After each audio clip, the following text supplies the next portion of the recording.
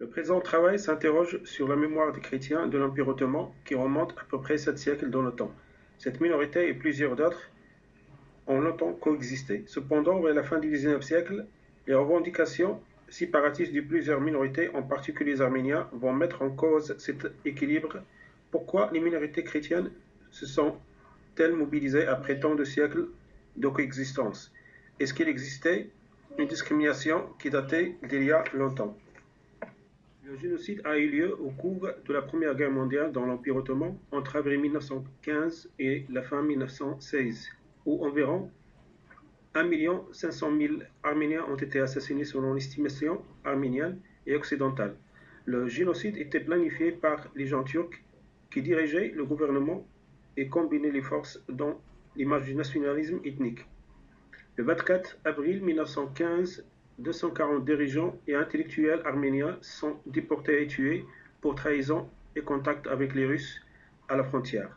La révolution sociale et du djihad islamiste contre d'autres ottomans et en particulier les chrétiens arméniens qu'il craignait comme rivaux politiques et économiques alors qu'il allait organiser la destruction des Arméniens d'une manière systématique sous prétexte qu'ils sont des traîtres au profit des Russes qui combattaient l'État ottoman durant cette première guerre mondiale afin d'obtenir leur aide pour les manifestations arméniennes d'autonomie qui étaient devenues dès 1909 de plus en plus violentes.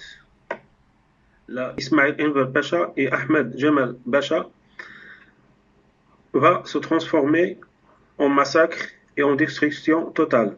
Hommes, femmes et enfants, des milliers d'entre eux n'arriveraient jamais à leur destination.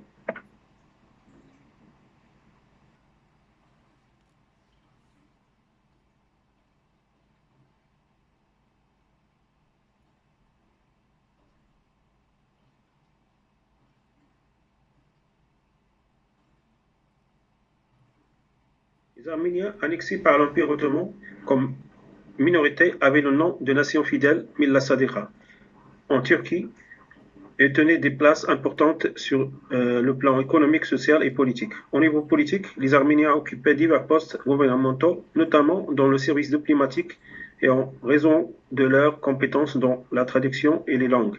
Certains d'entre eux ont reçu le grade de ministre et de vice-premier ministre. Sur le plan économique, les princes arméniens dans la capitale et dans les campagnes anatoliennes étaient des grands propriétaires fonciers et aussi prêteurs d'argent qui concurrenciaient les juifs à l'époque.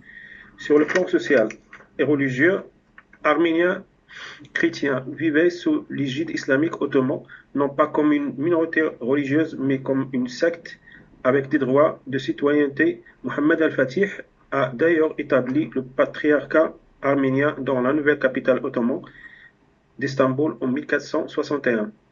Le patriarche arménien est devenu responsable de son administration de la spiritualité et de l'éducation publique, ainsi que les institutions religieuses et caritatives de leur communauté.